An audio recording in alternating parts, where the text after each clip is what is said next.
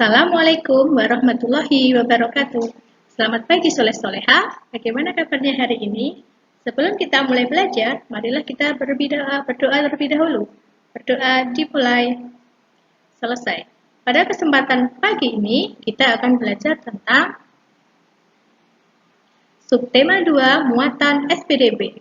Untuk materi yang pertama yaitu membuat hiasan vas bunga. Yang kedua, membuat vas bunga dari tanah liat.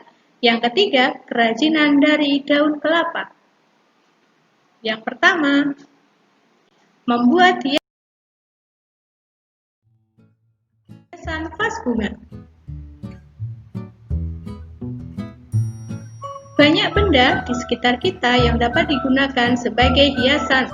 Salah satunya adalah vas bunga. Hiasan vas bunga biasanya kamu buat dari bahan alam maupun buatan. Bahan alam yang dapat kamu gunakan antara lain 1. Biji-bijian 2. Dedaunan kering 3. Cangkang kerang.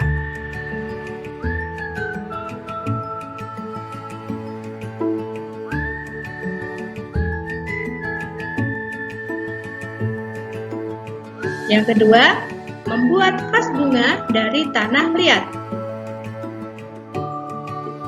Salah satu bahan alam yang dapat kamu temukan adalah tanah liat.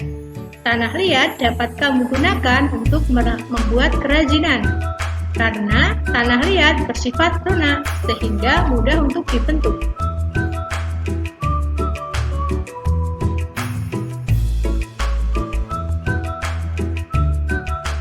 Selanjutnya, kerajinan daun kelapa. Sebelumnya, kamu sudah mempelajari karya dari biji-bijian dan tanah liat. Selain kedua bahan tersebut, ada beberapa bagian tumbuhan yang juga dapat digunakan sebagai karya kerajinan, yaitu kerajinan anyaman dari daun kelapa.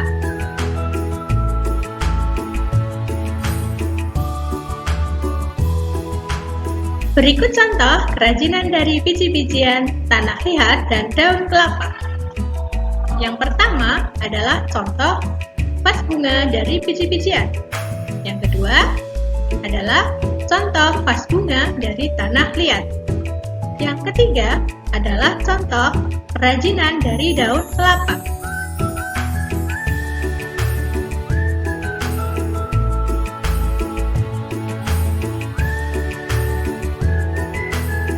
Selanjutnya,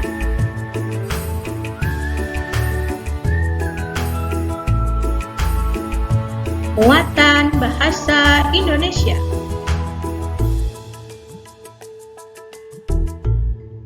Tema 5, subtema 2, muatan bahasa Indonesia.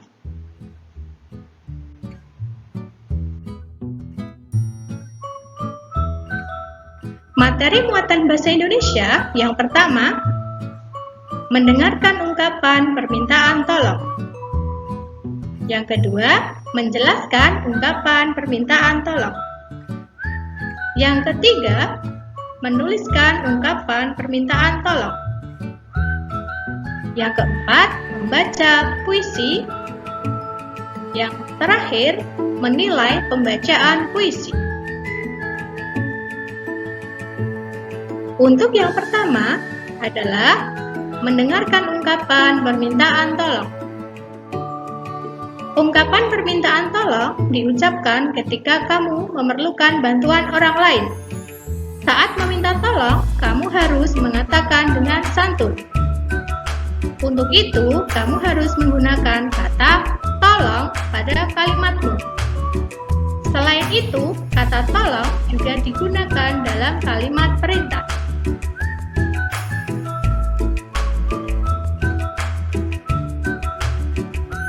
Yang kedua, menjelaskan ungkapan permintaan tolong. Saat kamu meminta tolong, kamu harus mengucapkan permintaan tolong dengan lembut dan santun. Tujuannya agar orang yang dimintai tolong mau belajar dengan senang hati.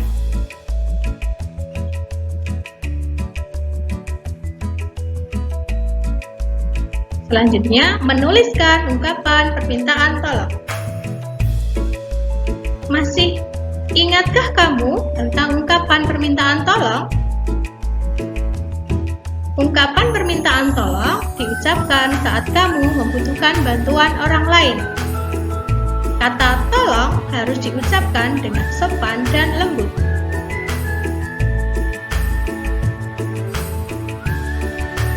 Selanjutnya, membaca puisi. Dalam pembacaan puisi, kamu harus memperhatikan yaitu 1.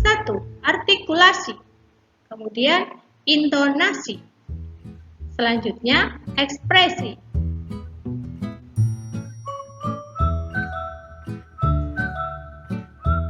Menilai pembacaan puisi.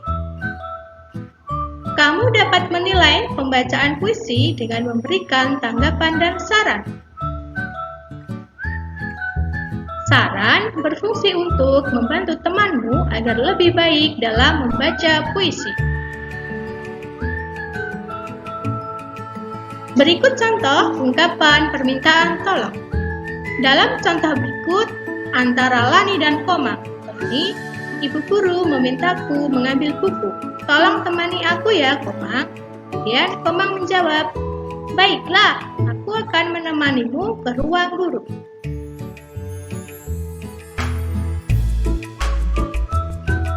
Nah, yang tadi sudah dipaparkan itu tentang muatan bahasa Indonesia.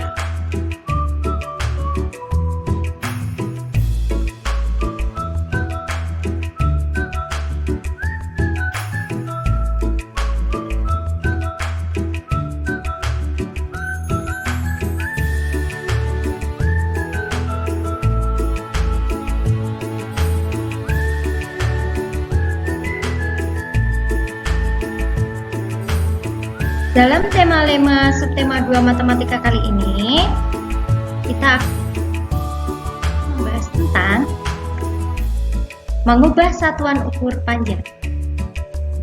Hubungan antar satuan panjang meter dan sentimeter, ini adalah contohnya. 1 meter sama dengan 100 cm. Seperti yang kita bahas materi yang sebelumnya ya. Berdasarkan hubungan tersebut, kita dapat mengubahnya. Contohnya, panjang talinya ada 100 cm, kemudian sama dengan 1 meter. Panjang meja 2 meter itu sama dengan 200 cm.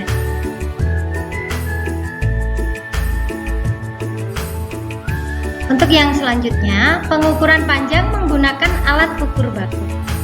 Mengukur panjang benda itu bisa ditulis dalam satuan meter ataupun sentimeter. Seperti materi yang kemarin, untuk meter itu biasa menggunakan meteran. Kemudian untuk sentimeter itu biasa digunakan penggaris. Pengukuran dengan alat ukur yang baku itu biasanya hasilnya itu bisa sama walaupun diukur oleh orang yang berbeda. Berbeda lagi dengan pengukuran menggunakan alat ukur yang tidak baku. Kalau dengan alat ukur yang tidak baku, nanti hasilnya bisa berbeda antara orang yang satu dengan yang lainnya. Di sini adalah contoh hasil pengukuran panjang menggunakan penggaris. Di sini ada gambar, kita sedang mengukur pensil menggunakan penggaris. Salah satu ujung bendanya tepat di angka 0 skala penggarisnya.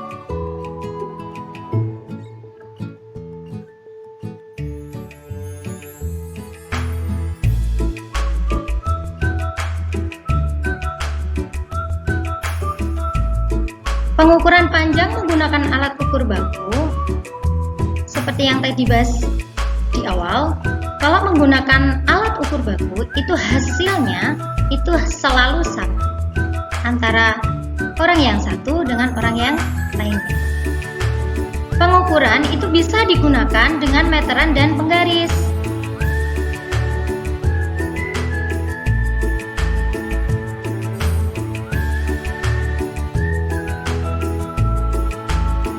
Mengukur panjang anggota tubuh. Selain beberapa macam benda yang bisa diukur tadi, kita juga dapat mengukur beberapa bagian tubuh. Contoh bagian-bagian tubuh yang dapat diukur. Yang pertama, itu tinggi badan, kemudian ada lingkar kepala, panjang lengan,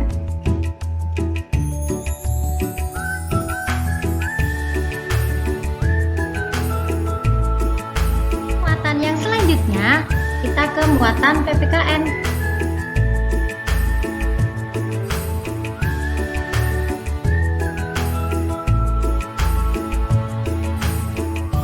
Untuk PPKN kali ini,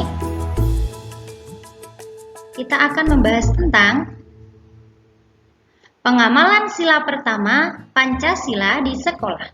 Untuk materi yang sebelumnya, kita sudah membahas tentang sila pertama Pancasila di rumah.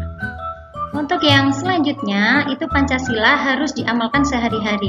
Adapun contoh pengamalan sila pertama Pancasila di sekolah, yang pertama, berdoa sebelum dan sesudah melakukan pembelajaran, saling menghormati teman walaupun berbeda agama, dan tidak mengganggu teman yang sedang beribadah. Sedangkan tujuan pengamalan sila pertama Pancasila di sekolah, yaitu meliputi memohon kepada Tuhan agar kegiatan di sekolah terlaksana dengan baik. Yang kedua, mengembangkan sikap saling menghormati teman dalam menjalankan ibadah sesuai ajaran agamanya masing-masing. Yang ketiga, membina kerukunan dengan teman walaupun berbeda agama.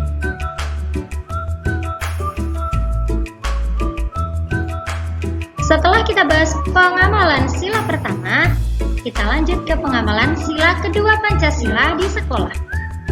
Sila kedua Pancasila itu mengajarkan kita untuk menyayangi sesama manusia.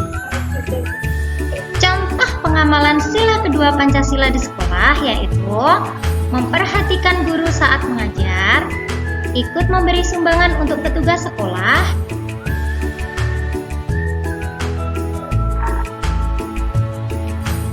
setelah kita ke pengamalan sila pertama dan kedua, kita pengamalan sila ketiga Pancasila di sekolah. Sila ketiga Pancasila itu menjelaskan bahwa bangsa Indonesia adalah bangsa yang bersatu. Perbedaan yang ada tidak menjadi penghalang bagi masyarakat Indonesia untuk bersatu. Sila ketiga itu juga mengajarkan kita untuk mencintai tanah air Indonesia.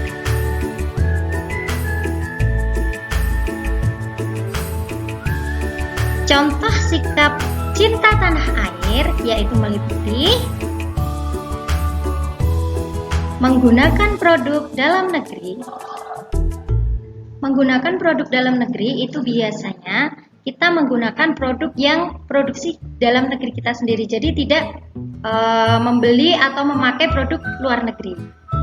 Yang kedua, mengikuti upacara bendera dengan tertib. Kemudian mempelajari budaya daerah lain tapi yang ada dalam Indonesia. Kemudian bekerja sama membersihkan ruang kelas itu yang ada di sekolah.